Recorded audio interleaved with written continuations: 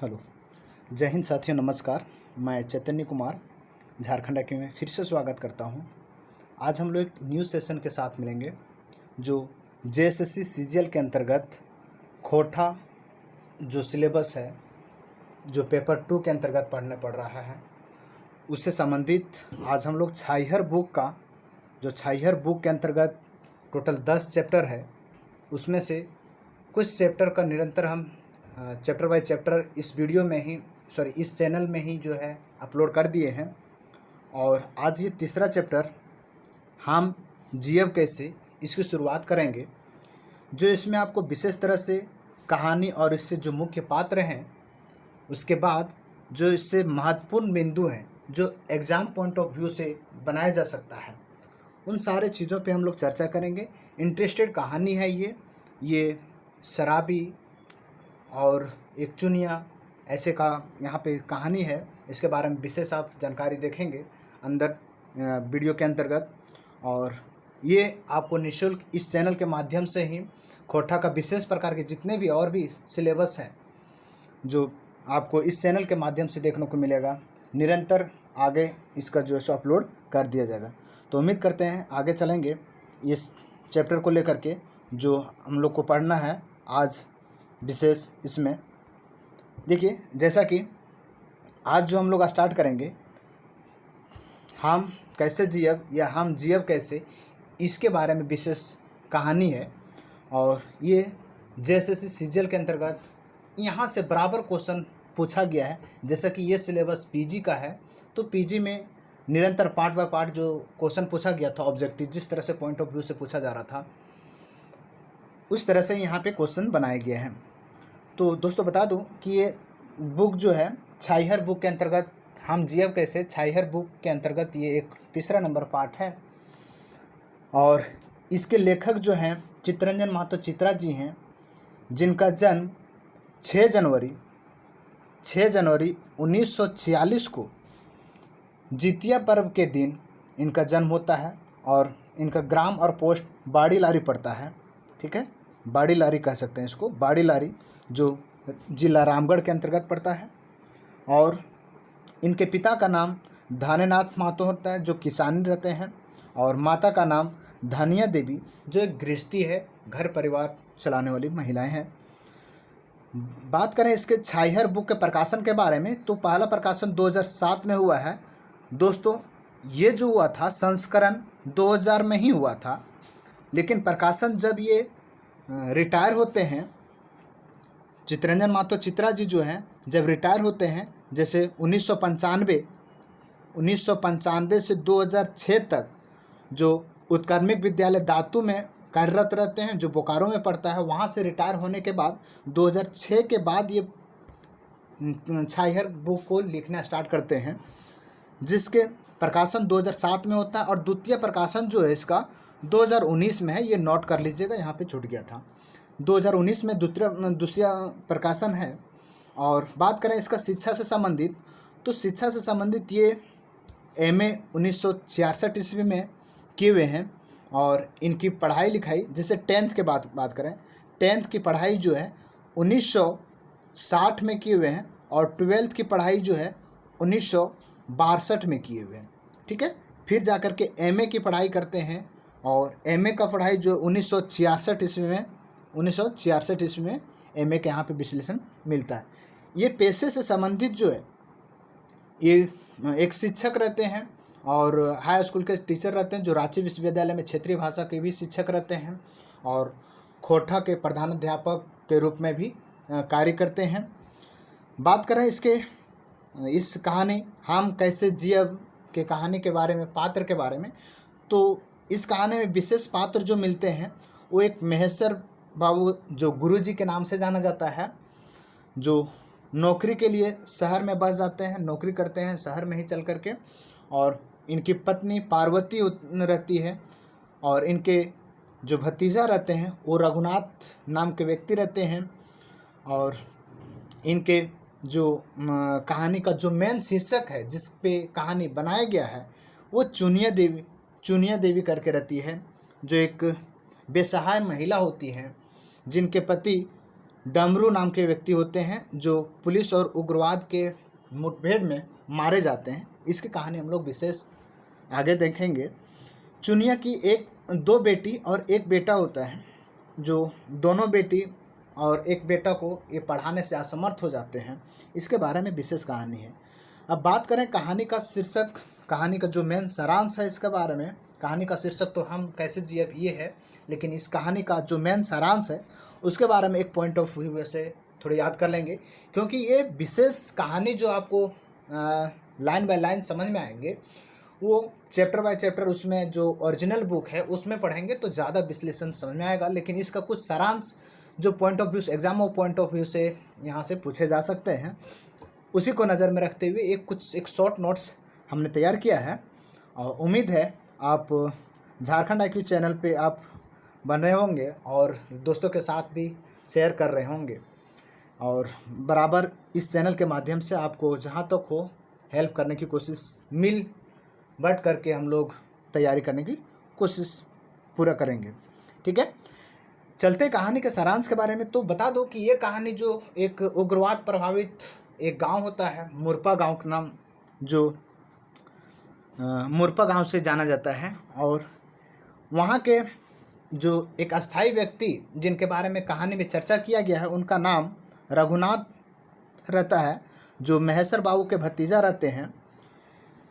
कई दिनों के बाद महेश्वर बाबू और जो इनकी पत्नी पार्वती होती है वो अपनी करीबी हुट कुटुंब से, अपने रिश्तेदारों से मिलने के लिए, अपने नौकरी से कुछ दिन की छुट्टी के लिए, 10 से 15 दिन की छुट्टी के लिए निकलते हैं और मुरपा गांव सहित अनेक जगहों पे जहाँ पे इनके रिश्तेदार रहते हैं वहाँ पे पहुँचने का प्लान बनाते हैं और अपने रिश्तेदारों से मिलने की कोशिश करते हैं। होता ये है कि मुरपा गांव जब पहुँचते हैं तो ऑलरेडी वहाँ पे मुरपा गांव के लोग पुलिस की गाड़ी से और उग्रवाद की गाड़ियों से भयभीत हुए होते हैं। और जब महेश्वर बाबू अपना टैक्सी कार जो लेकर के वो जाते हैं तो वहाँ के लोग उनका गाड़ी को देखते हुए इधर उधर भाग जाते हैं, भागने लगते हैं, छिपने लगते हैं। पुरुष तो समीप आने का बल करते ही नहीं थे, महिलाओं के कहाँ से कर पाएंगे। वहाँ के लोग उग्रवाद से संबंधित प्रताड़ित किए गए थे, उनके वजह से लोग डरते थे। कोई भी गाड़ी का सायरन हो या आवाज़ हो देखते हुए उससे भाग लेते थे, क्योंकि वहाँ के लोग जो है क्या थे, उग्रवाद और पुलिस वगैरह मुठभेड़ से प्रभावित थे। माना यह जाता है कि मुरपा गांव के लोग उग्रवादी का साथ, पुलिस लोग का ये मानना था कि मुरपा गांव के जो भी लोग थे वो उग्रवादी का साथ देते हैं, और उग्रवादी का मानना था कि पुलिस लोग का, यहाँ मुरपा के लोग, मुरपा गांव के निवासी लोग पुलिस लोग का साथ देते हैं। एक दूसरे से अनबन हुआ रहता है, उग्रवादी लोग से और पुलिस लोगों से अनबन बना हुआ रहता है, जिसके बीच में वहाँ के पब्लिक, वहाँ की जनता, जो मुरपा गांव के व्यक्ति होते हैं वो घसीटे जाते हैं और बेसहाय हो जाते हैं। कई लोगों को मार दिया जाता है, मुठभेड़ में उसका हत्या कर दिया जाता है। कुछ लोगों को बेसहाय और बेकानूनी तरह से उसे जेल में अंदर कर दिया जाता है, जो गरीब गरुआ लोग उससे फिर कभी निकलने का साहस भी नहीं कर पाता था। इसी के दौरान एक बार ऐसा होता है कि डमरू नाम के व्यक्ति को एक निशाना साधा जाता है और पुलिस और उग्रवादी के बीच में मुठभेड़ में एक डमरू नाम के व्यक्ति पकड़े जाते हैं और उसे उग्रवादी मुठभेड़ में मार दिया जाता है। इसकी पत्नी चुनिया देवी रहती है जो इसका शिकार हो जाती है। कहा जाए तो ये बेसहाय हो जाती है, क्योंकि इसके पति जो सब कुछ करता धरता थे उनको मार दिया जाता है। अब इनके जो भी छुआ लोग थे उनको भरण पोषण करने के लिए बेसहाय हो जाती है। तो इसके बारे में चर्चा किया जाता है, और कि जब चुनिया के बारे में चर्चा किया जाता है कि हम अपने बच्चों को पढ़ा नहीं सकते, क्योंकि वो विशेष कहानी बता रही है कि ये मुठभेड़ में उनके पति मारे जाते हैं। ये महेश्वर बाबू और रघुनाथ के बीच ये चर्चा होते हैं। ठीक है, विशेष बिंदु में हम इसका चर्चा करेंगे। फिर बात करें इसी कहानी से लेकर के, जब वो विधवा हो जाती है तो अपने बच्चों को नहीं पढ़ा पाती है। अपनी इनकी दीन दशा को देखते हुए जो छाइहर बुक के लेखक हैं चितरंजन माता चित्रा जी, इसकी जीवनी को व्याख्या किए हैं, जीवनी की व्याख्या किए हैं और उसी आधार पे एक शीर्षक का नाम दिया है हम जियब कैसे। इस शीर्षक का नाम दिया गया है और उसी के नाम पे ये कहानी बना है। उम्मीद है आप ये शीर्षक सारांश के माध्यम से कुछ कहानी को आप समझ पाए होंगे। अब हम लोग बात करते हैं कुछ विशेष जो पात्र हैं उनके बारे में, कुछ यहाँ पे और भी चर्चा कर लेते हैं। जैसे कि महेश्वर तो जो अपना नौकरी के लिए बाहर में स्थायी रहते हैं, वहाँ अपनी पत्नी को भी रखते हैं और कुछ समय के लिए नौकरी से छुट्टी लेकर के अपने करीबी लोगों से मिलने के लिए, अपने दोस्त यारों से मिलने के लिए गांव की ओर बढ़ते हैं। 10 से 15 दिन की छुट्टी लेकर के रघुनाथ से मिलते हैं, फिर और जगह जगहों पे मिलते हैं, जिसका हमने चर्चा यहाँ पे ऑनलाइन के माध्यम से कर रखा है। तो यहाँ जो मुख्य पात्र के रूप में आपसे पूछा जाएगा, महेश्वर है, पार्वती है और रघुनाथ है, चुनिया देवी है और फूलमती है। फूलमती जो रघुनाथ की बहू कहा जाए, फुलसारी मतलब रघुनाथ की बहू मतलब खोटा में पत्नी को कहा जाता है। तो हम चर्चा कर लेते हैं इन बिंदुओं पे, जो यहाँ से ऑब्जेक्टिव टाइप के क्वेश्चन भी आप पकड़ पाएंगे। यहाँ से पूरी कहानी आपको समझ में आ जाएगी। और जो लोग कहानी को पढ़ चुके हैं या फिर नहीं पढ़े हैं, उन लोग एक बार हमारे डिटेल वीडियो का, जो हम जियब कैसे, इसका डिटेल वीडियो हम बनाए हुए हैं, उसको देख लें। ये एक शॉर्ट नोट्स के रूप में हम तैयार किए हैं। तो स्टार्ट करते हैं कुछ महत्वपूर्ण बिंदु जो हमने बनाया है कहानी के माध्यम से, कहानी के अंदर से कुछ लेकर के इसको बनाया है, इसके बारे में चर्चा कर लेते हैं। हम जियब कैसे, इसका अर्थ किए हुए हैं, तो इसका अर्थ जो है मैं जीऊँ कैसे, ये होता है। दूसरा बात करें, इसके मुख्य पात्र का नाम है, इसका मुख्य पात्र कौन कौन से हैं, तो महेश्वर हैं, पार्वती है, रघु है जो पूरा नाम रघुनाथ है, दूसरे चुनिया है और फुलसारी जो रघुनाथ की पत्नी होती हैं। नेक्स्ट है मुरपा गांव किससे प्रभावित है। मुरपा गांव जो सो किससे प्रभावित है, तो किससे प्रभावित, तो उग्रवाद समस्या से प्रभावित है। मुरपा गांव उग्रवाद समस्या से प्रभावित है। फिर बात करें महेश्वर और पार्वती मुरपा कब पहुंचला। महेश्वर और पार्वती मुरपा गांव समय का कौन सी स्थिति थी जो वो पहुंच पाए, दोपहर, शाम या सुबह। तो वो शाम के समय में, शाम ढलते समय में वो मुरपा गांव पहुंचते हैं, अपने भतीजे के घर पहुंचते हैं। वहाँ पहुंचते ही तो गाड़ी से तो उनके डर जाते हैं वहाँ के लोग। फिर उनका अपने जब करीबी के घर जाते हैं तो वो भी शाम 6 बजे ही सो जाते हैं। और वैसे स्थिति में जो महेश्वर बाबू हैं वो कहते हैं कि हम हैं तोहर चाचा। उनकी पार्वती जी कहती हैं कि हम हैं तोहर काकी, इतना जल्दी तो हम दूरा बंद करके सो गेला है।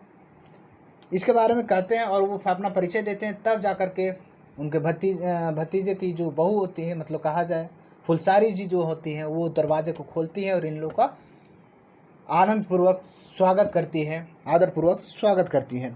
नेक्स्ट बात करें, महेश्वर कर गाड़ी देख ग्रामीण काहे छिपला। ग्रामीण लोग वहाँ जो है काहे छिप जाता था महेश्वर की गाड़ी देख करके, क्योंकि उन लोग भयभीत हुए होते हैं पुलिस के डर से, उग्रवाद के डर से। नेक्स्ट है मुरपा गांव में उग्रवाद में मारल जा है। उग्रवाद मुठभेड़ में कौन मारा जाते हैं, तो डमरू जिनकी पत्नी चुनिया देवी रहती हैं। फुलसारी के हला तो रघु के पत्नी कहा जाए तो महेश्वर और पार्वती की बहू, मतलब भतीजे की पत्नी। रघु महेश्वर के केकर घर ले गेला। रघु जो है महेश्वर से मिल करके किनके घर चलने के लिए कहते हैं। तो जब रघुनाथ बाहर से आते हुए द्वार पे ही महेश्वर को देख लेते हैं कि आज हमारे चाचा जी द्वार पे आए हुए हैं।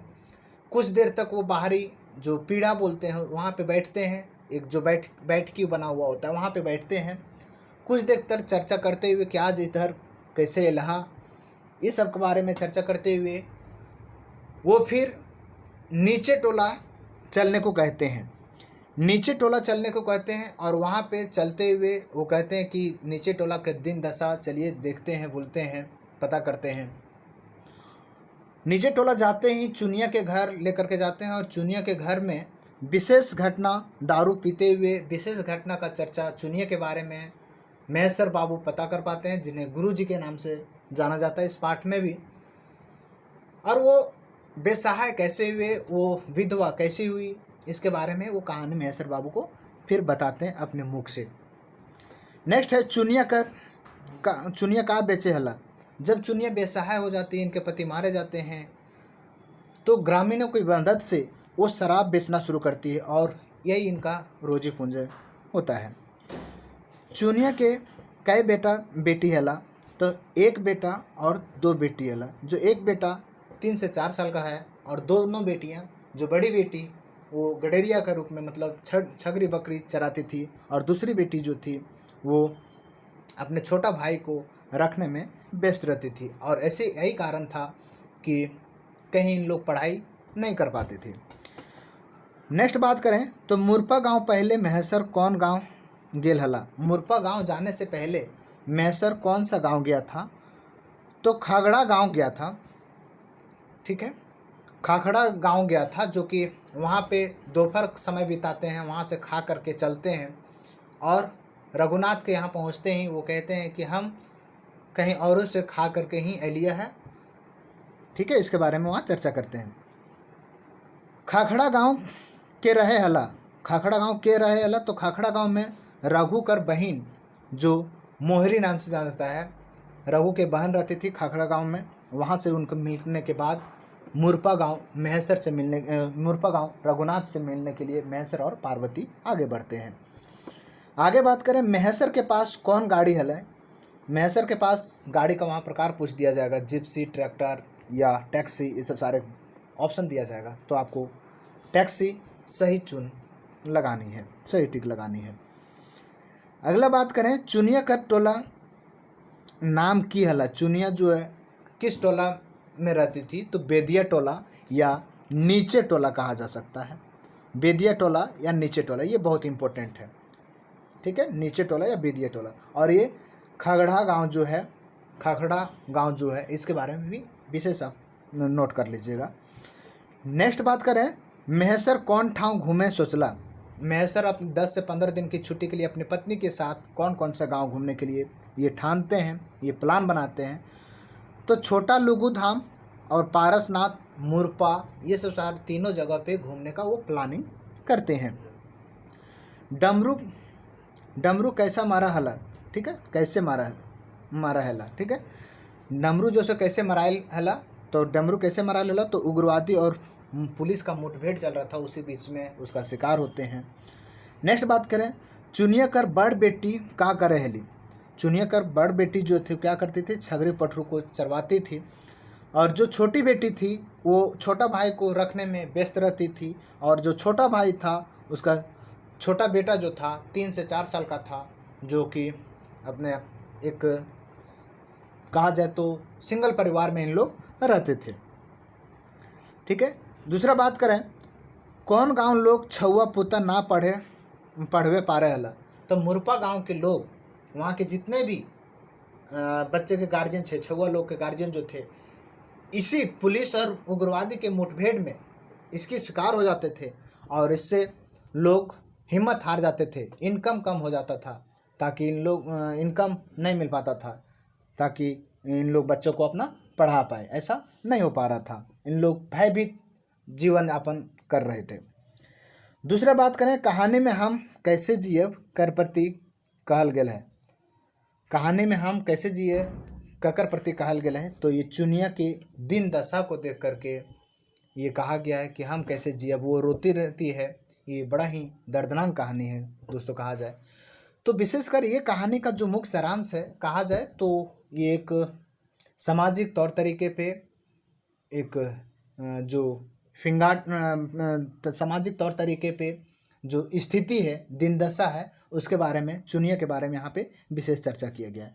उम्मीद है आपको ये वीडियो पसंद आया होगा, और यदि पसंद आया हो तो प्लीज़ वीडियो को लाइक कर दीजिएगा, और इस PDF का जो इसका PDF, ये क्लास का PDF आप झारखंड के टेलीग्राम चैनल से ही जुड़ करके वहाँ से डाउनलोड कर पाएंगे। हम इसका PDF टेलीग्राम चैनल में सेंड कर देंगे, जिसका आप लिंक डिस्क्रिप्शन बॉक्स में आप देख पाएंगे, और वहाँ से हमारे टेलीग्राम चैनल झारखंड IQ से आप जुड़ पाएंगे। उम्मीद है आप इस तरह से वीडियो आप निरंतर आप देख पाएंगे हमारे चैनल पे। धन्यवाद।